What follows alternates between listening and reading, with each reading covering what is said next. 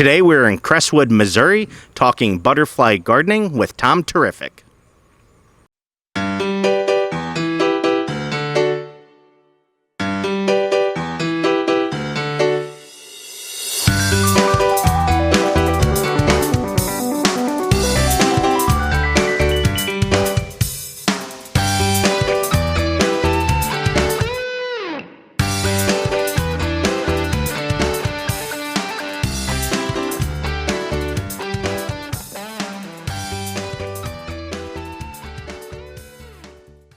Hello, everyone. Welcome to the Bob Wall Show. On the Bob Wall Show, we talk business, we talk St. Louis, and we talk real estate. I like to cover a lot of things community related. That's why I'm really excited about today's episode with Tom Terrific.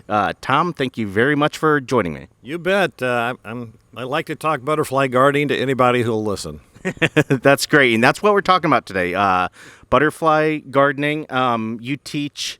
You're very active in the community as far as butterfly gardening. You've taught programs in Missouri Botanical Gardens, Butterfly House at Foss Park, Shaw Nature Reserves, Potter Valley Nature Center in Kirkwood. You're also on the Beautification Committee in Crestwood. Is that correct?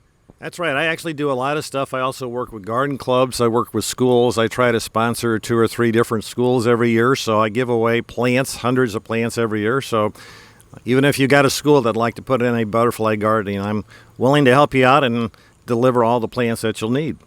Awesome. How did you get into butterfly gardening, and how long have you been doing it? Well, I've been a gardener pretty much all my life, but when I retired from the post office when I was 55, I needed a hobby, and I wanted to learn about butterflies, and I really didn't know much about it, so I joined the North American Butterfly Association, and I said, you know what, if you guys teach me about butterflies, I will do the website and be treasurer and do the newsletter and all that sort of stuff. So I've been working with the experts about butterflies for the last 15 years, and so I've naturally gone into butterfly gardening because to get butterflies, you need the right plants. Okay. What do you like most about doing the butterfly gardening?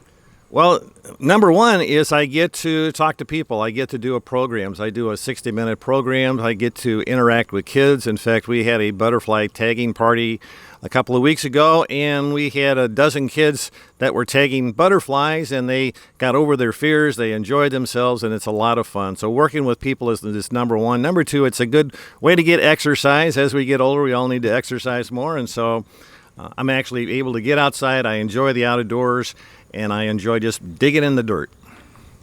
Great. Now, there are benefits to butterfly gardening and having more butterflies around your yard. I guess I'll have you talk a little bit about that.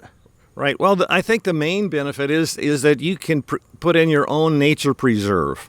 I mean, you don't have to go to Bush Wildlife. You don't have to go to Illinois. You don't have to go to any parks. You can create your own little butterfly preserve right in your backyard, in your front yard.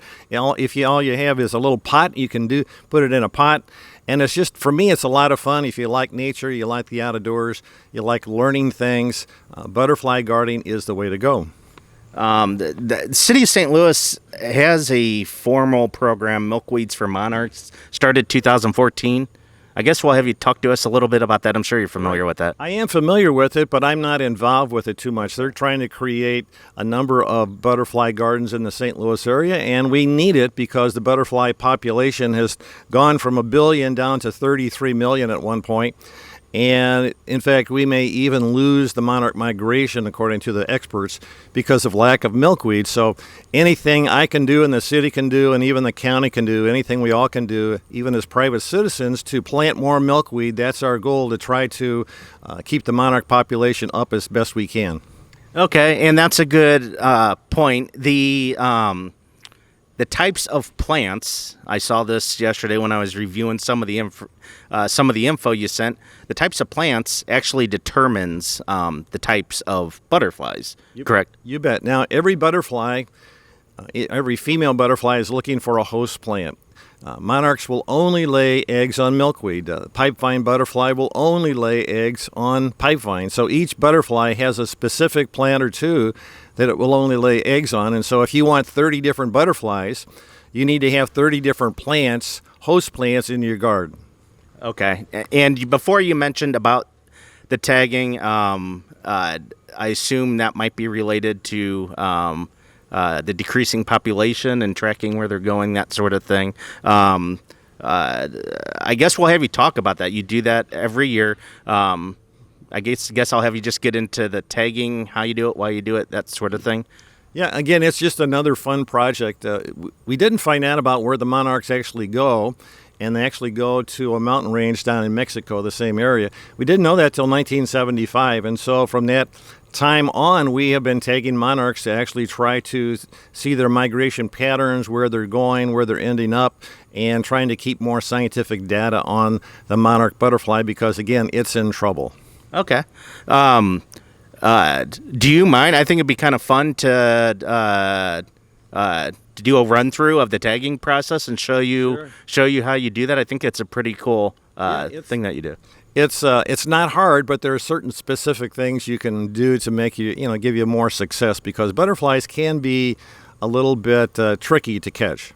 Okay. Well, we're going to do that. We're going to go through the tagging process. We're going to go ahead and jump to that. Work with me on the audio. If it's not as good, still getting the audio down, but we're going to work you through the process, and then we'll come back here to wrap it up. So let's go. Okay, sounds good. All right.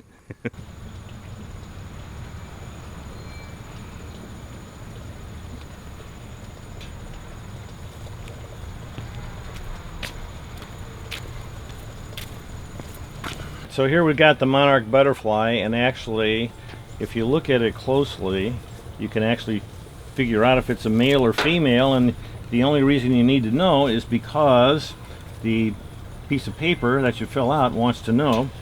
And on this particular case, it's a male. It actually has a little dot at the bottom, and they have thin lines there, so that tells me it's a male monarch butterfly. And so I'm holding it carefully.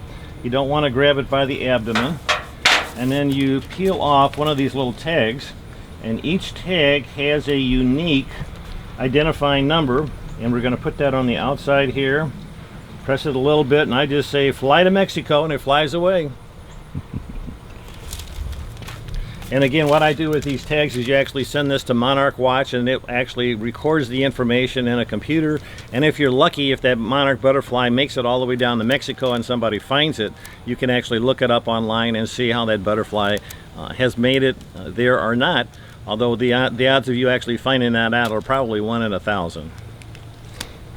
Well, that's how you go through the tagging process for the butterflies. Thank you for taking us through that. It's really interesting and cool how you the process and the reasons why you do it too. Yeah, it's a lot of fun, especially if you're retired and you've got a little extra time and you want to get some exercise and have beautiful butterflies. I mean, this is a great hobby.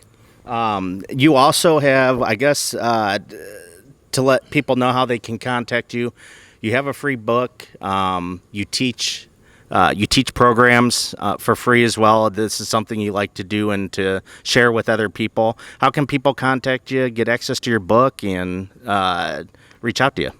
Again, I wrote this book about 5 or 6 years ago, The 10 Commandments of Butterfly Gardening, and so it's a little dated, but it's a free download, so you can download it on my website, which is butterflygardening.org. And if you go there, you sign up. If you actually subscribe, then you'll get all of the news and all of the things that I'm doing.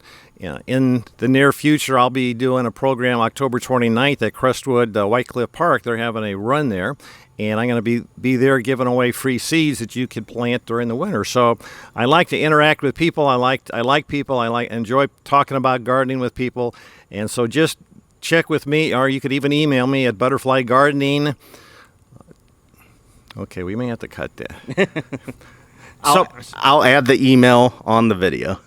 Yeah, that's right. I'm trying to think of what it is, but I don't want to give you the wrong thing. But butterflygardening.org will take you to the website, and you should be able to contact me from that particular point. Okay, and I'll put your contact info in the comments section. All right. That way, people can access it. Great. So, well, Tom, thank you so much for joining me.